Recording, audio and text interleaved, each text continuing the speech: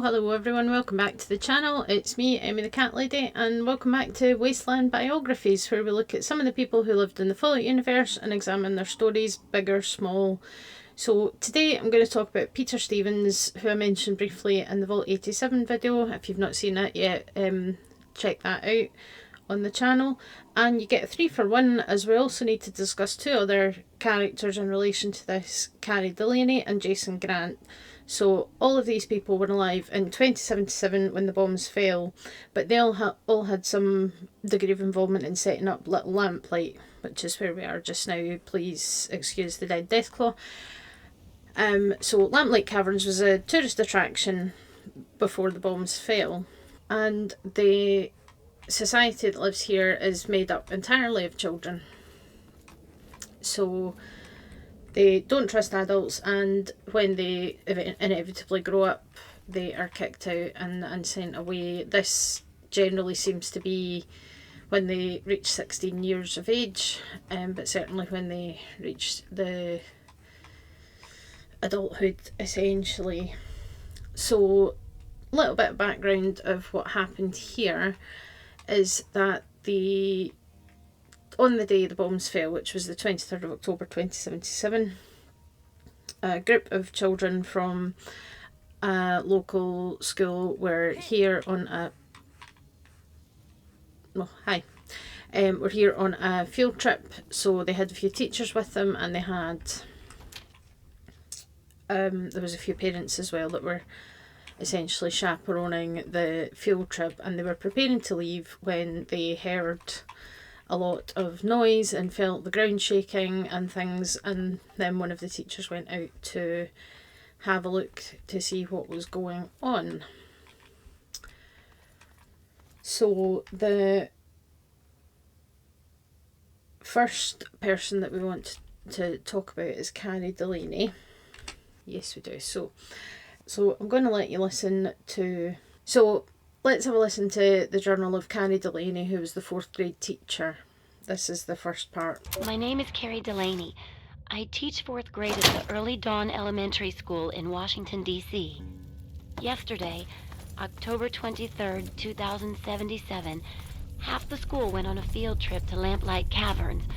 We were packing up to leave when everything went crazy. Watch it! The cave started shaking, the lights went out, the kids started screaming. My God! Mr. Pollock went outside to see what was going on. When he came back in, he told us what he saw. Clouds. Mushroom clouds. It's finally happened. The end of the world.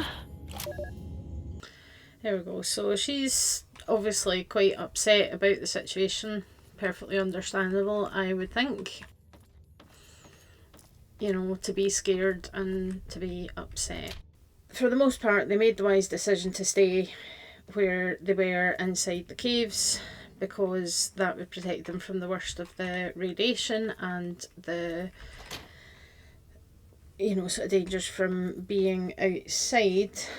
But after a few days, they decided to go out and get help.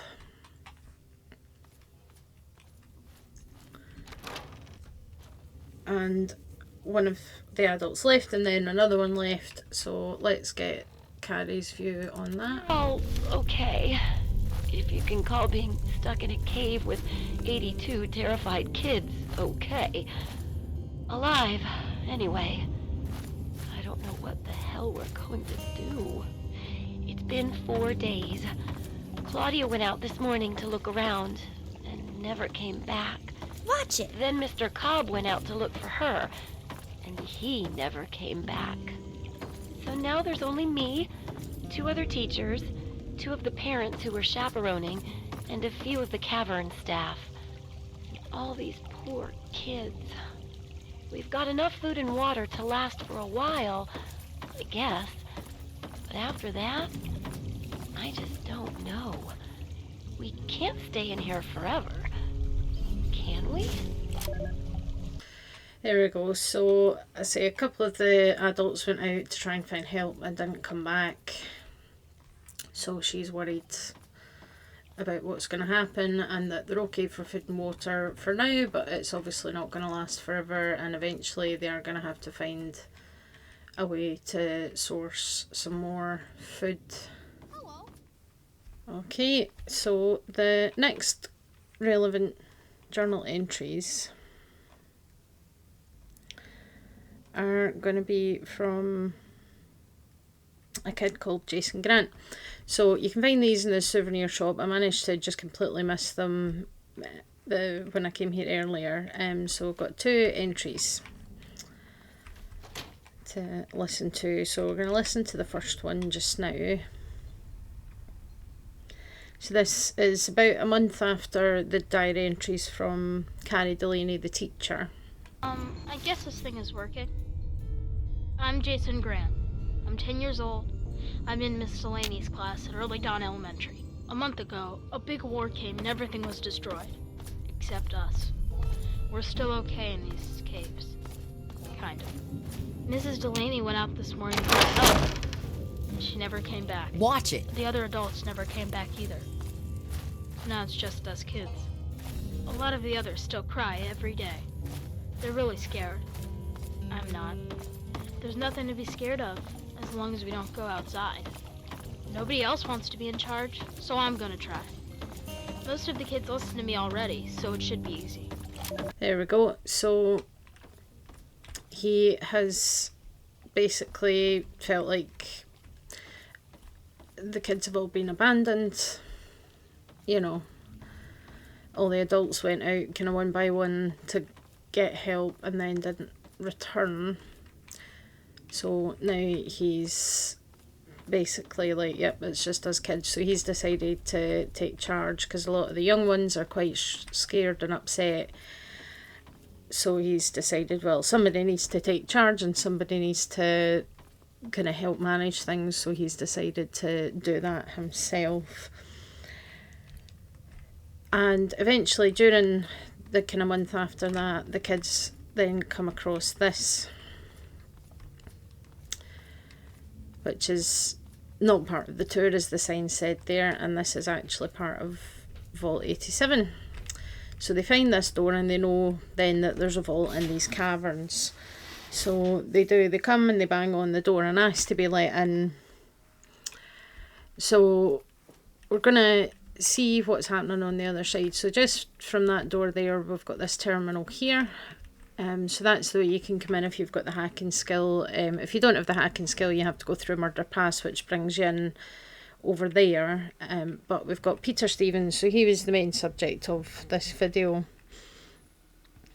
So Peter Stevens was a technician that lived and worked in Vault 87, and his office was based right near the door that leads into the cavern. So let's have a look at his terminal entries. A lot of them are corrupted, but there's a few that we can actually read, and the first one is quite a sad one.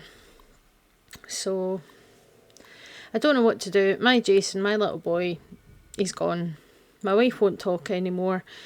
She just sits in this godforsaken sub-level and stares out of the window at the rock wall as if looking across a sunlit meadow or a lazy summertime lake.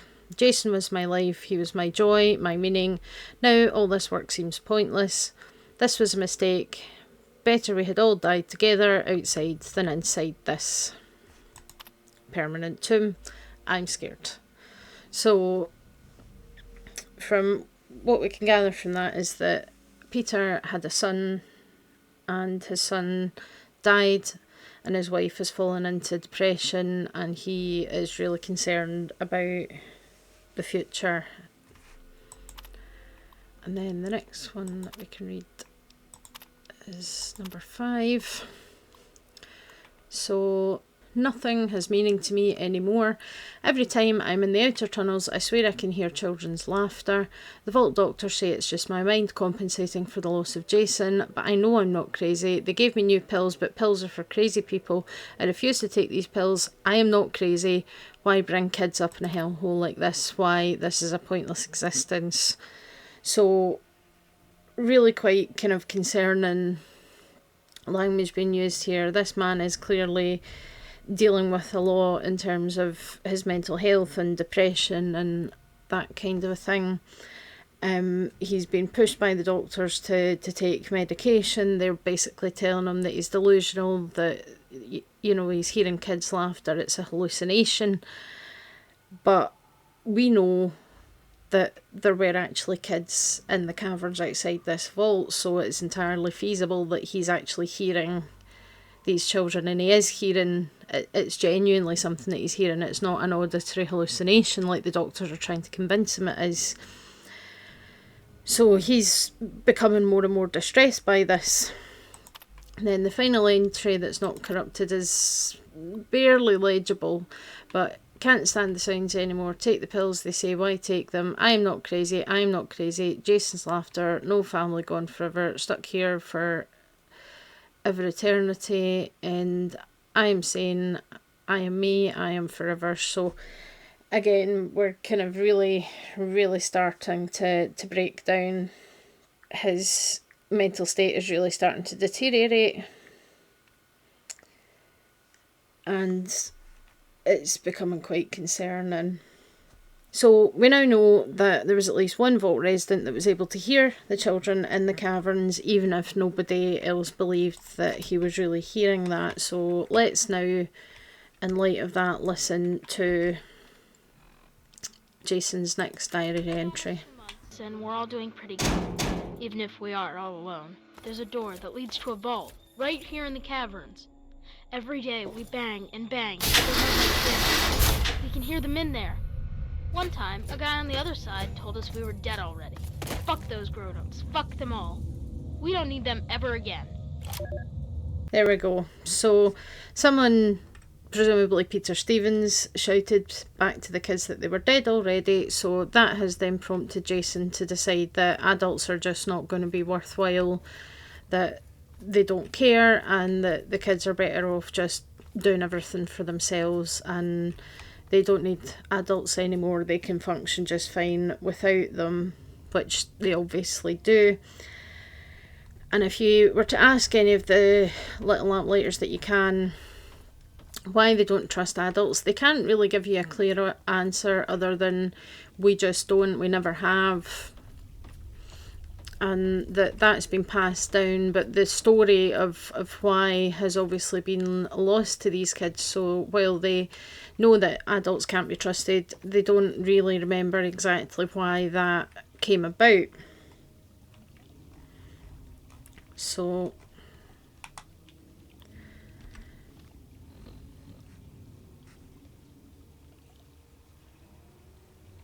basically Jason at this point has just decided, no, we need to just make sure that we can thrive and set things up. But none of the current Little Lamplighters are aware of this exchange and what happened there. Nobody really mentions why they continue to exist after 200 years as a society composed entirely of children either, considering that they're all kicked out and sent off to Big Town once they reach 16 years old. They're obviously not necessarily, at least it'd be very unlikely that any of them are really popping out children before they get sent away. So where are these kids coming from? And again, it's not something that's really addressed in the game. You can send Brian Wilkes here at the end of the quest. Those, coming here is one of the options for him, which is nice. And it could be that is what's happening, is that, orphaned kids are somehow finding their way here to this society and joining Little Lamplight. That way, they've lost their parents and things. It could even be, that like the traders are dropping them off, something like that. One factor that could be part of it is that Fallout 3 was originally intended, it was originally planned to take place earlier in the timeline, so actually much sooner after the bombs fell than 200 years. So, finding a society run entirely by orphan children would make a bit more sense there.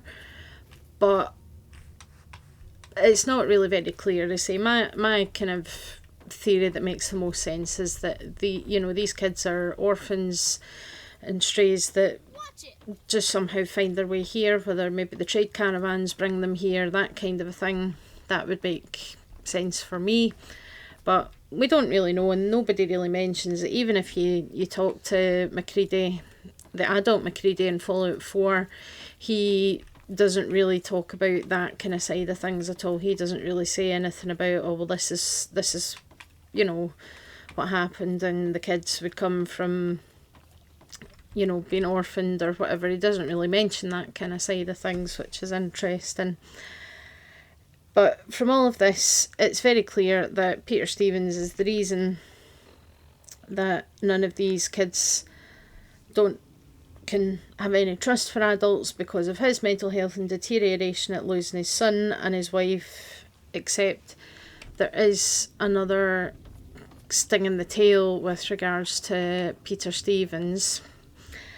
So when I made the Vault 87 video, I did cover some of the cut content of that vault, which is entries from the Overseer's terminal. So I'm going to take a look at the personnel entry for Peter Stevens here. So Peter Stevens, this gentleman continues to impress me. He was just recently promoted to Technician 3rd Class by Chief Coster for his ingenuity and ability to think quickly in emergencies. Given these talents, I think he'd make an excellent candidate for Coster's eventual successor, if the need should ever arise. Update. It seems Peter has suffered some sort of a nervous breakdown. He keeps claiming that his son is missing and his wife is in a deep depression, although I have no records of him ever being married or having a child. I've recommended that he be taken to the test labs for observation and sedation if need be. So, clearly, we know that Peter has suffered a mental breakdown of some kind, and apparently has never had a wife and son at all. There's no record of them, so this man is then suffering from some kind of delusion. So it means that the children that were in these caverns didn't get help because this poor man had delusions of a wife and son. I mean, it's not unrealistic. Yeah. The fact that, you know, when the bombs fell, it's an extremely kind of traumatic event for pretty much everybody that was there to witness it.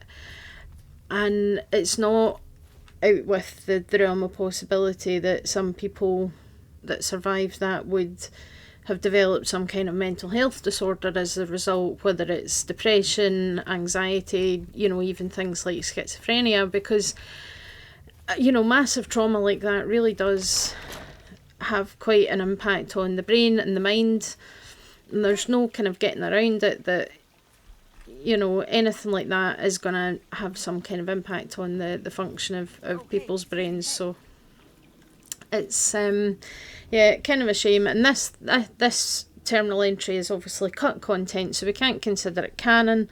But either way, it means that this one poor man was responsible for a group of orphaned kids no longer having trust in adults, and this led to the formation of a society of children that have managed to function on their own for 200 years without any grown-ups or mungos to help them.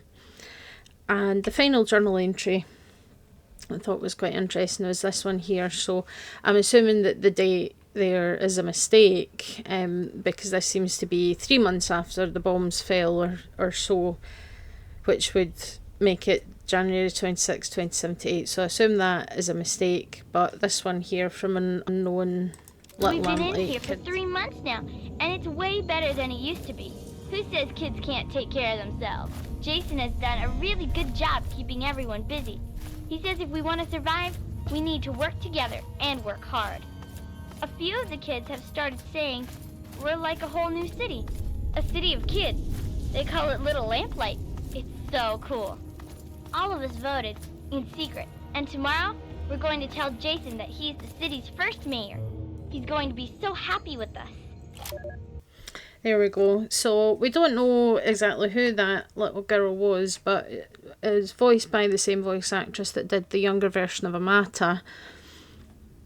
And they've decided on a name for the city, and the kids have all got together and decided that Jason Grant is going to be the first mayor of Little Lamplight. Obviously, I think the date on there is a bit of a mistake, but it's clear that Jason taking charge has had a big impact on the other kids' morale. so they're quite happy to put him in charge officially, and that was the beginning of this Society of Literal Children. So it kind of worked out okay in the end for the kids at least.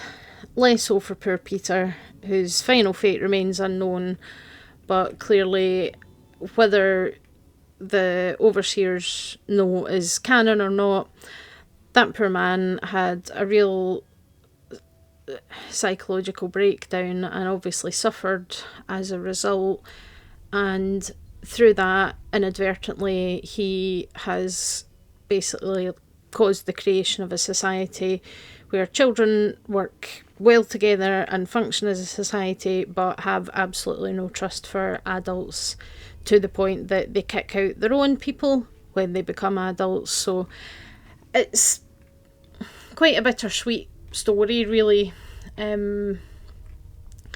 But it just it really does go to show, people talk about things like the butterfly effect, and where, you know, the idea that if you were to somehow travel back in time, that you would have to try and not affect anything, because even something as simple as killing a butterfly can have massive implications that you wouldn't expect.